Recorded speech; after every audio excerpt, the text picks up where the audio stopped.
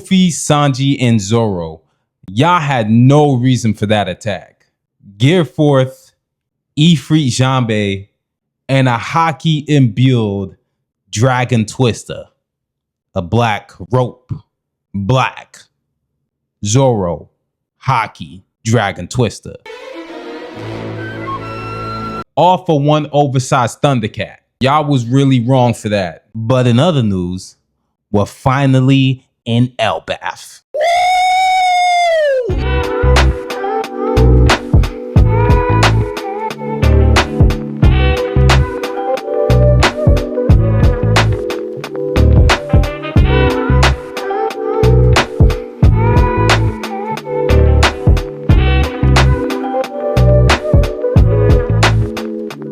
We up Elbaf, baby.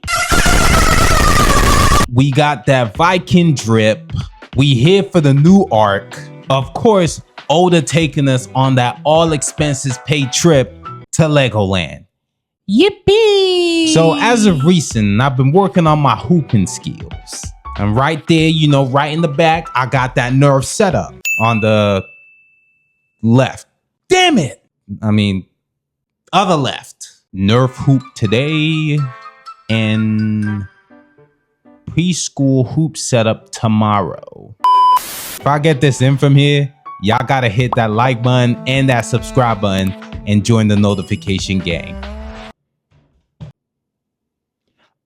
Please don't leave. First official chapter in Elbaf, and we got Oda glazing the monster trio.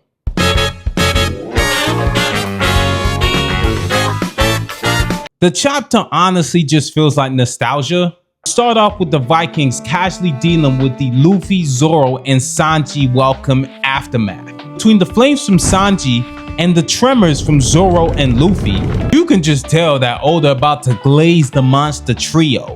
Krispy Kreme, Dunkin' Donuts, Tim Hortons, Cookie. No. I was just trying to sound tough and cool, and clearly it didn't work, but yeah.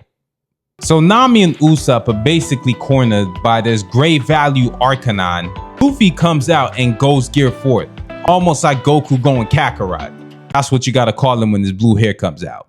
This is at the point where he's mastered Ultra Instinct to the point where he can tap into it at will. Sanji uses Ifrit Jambe and sentences the Thundercat to death. Then Zoro uses a hockey imbued Dragon Twister. Black Dragon Twister. In an all-out triple threat combo attack, this genuinely shows me that power-wise, they still got miles to go, but as of right now, they have a good sense of mastery over their current abilities. When Luffy used Gear Fourth for the first time in Dressrosa, bro needed a 10-minute hockey break. Bro's tongue used to hang out of his mouth like he was trying to taste the oxygen. Real spit. Of course, we always got Oda coming through with the drip. Like aesthetically, Zoro looks more like a Viking while Sanji got that kind of knight type flex. Almost like Nami's Rapunzel and Sanji's the Prince.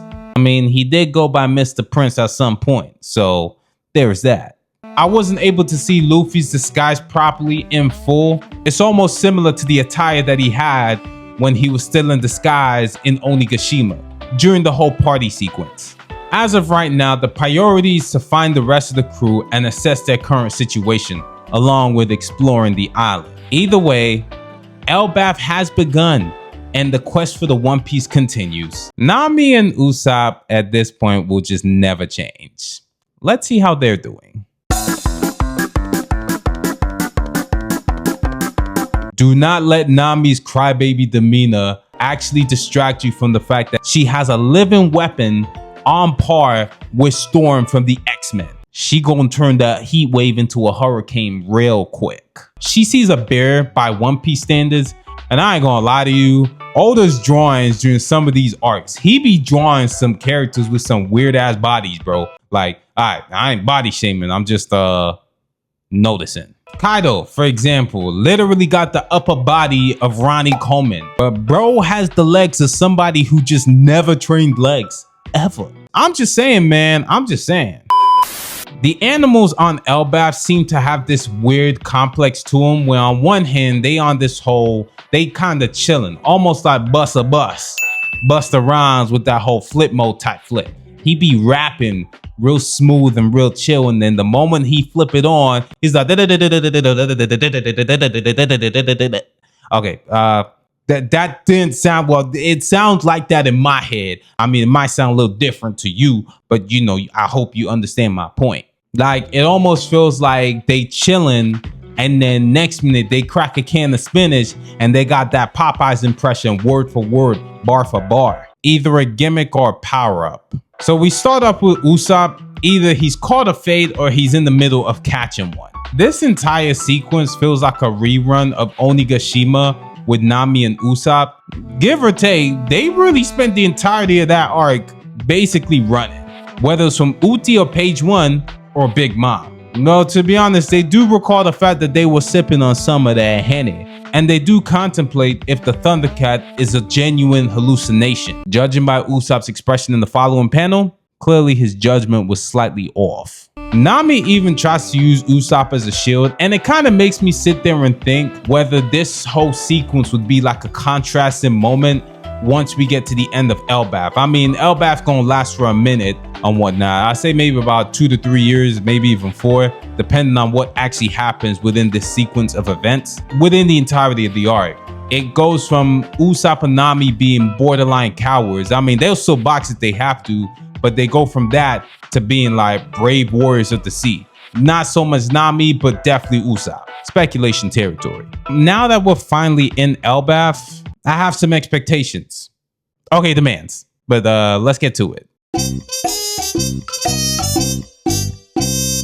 First things first, the man marked by flames definitely has to make an appearance. If he's not the one who actually made these guys come up missing, I don't know who it is. Usopp needs to become a brave warrior of the sea. Like, he'll still be a coward, but when it's time for him to throw down, he will stand on business. And considering that we just got to Elbaf, I'm actually curious about where we're actually going next.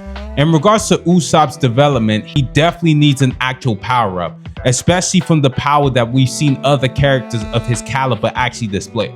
And when I say caliber, I mean being like a marksman. The dude's got a slingshot. Usopp and Van Augur got whole pistols. And last we saw, Van Augur's pistols could break down Cracker's soldiers, which took a Gear 4th Luffy to actually take down. And then in addition, Usopp one-shotted Bartolomeo's ship. He packed him up and he took him out. Garp's confirmed alive and has been captured by Blackbeard. But what I would like to see in this arc is Luffy's reaction to that sequence of events. Because I'm wondering if from this point on, will it actually lead to Luffy versus Blackbeard? The thing is, they'll have to encounter Blackbeard at one point. In addition, Blackbeard doesn't have the last poneglyph.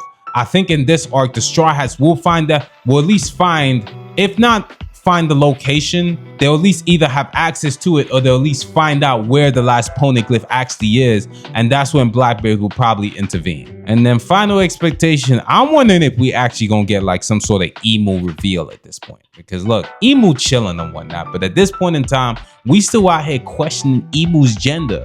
I'm laying more onto the women's side personally. I'm gonna sit there and think that Emu's actually a woman. Emu could just be a regular sized man, but just be not jacked in any capacity. But I mean, he might be he might have that sleeper build where, you know, he put the shirt on and he don't even look like he worked out. By the time he take the shirt off, all of a sudden and whatnot, people out here kissing the goddamn ring. But that's just me. I'm just going off topic. But either way, what did you think of this chapter?